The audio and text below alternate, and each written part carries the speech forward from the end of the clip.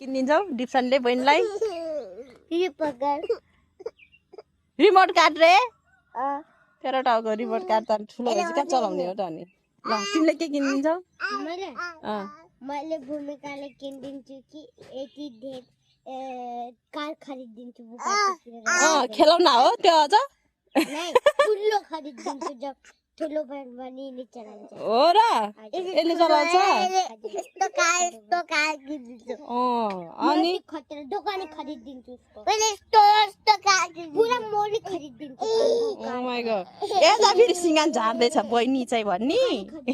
दादाहरू भने तिमीलाई गिफ्ट किनिदिने भनेर तिमी भने गरेछौ लाज लाग्दैन सिँगान जोड्ने यति धेरै गिफ्ट आउँदैछ तिम्रो धनी सिँगान फ्याँक्दिनु न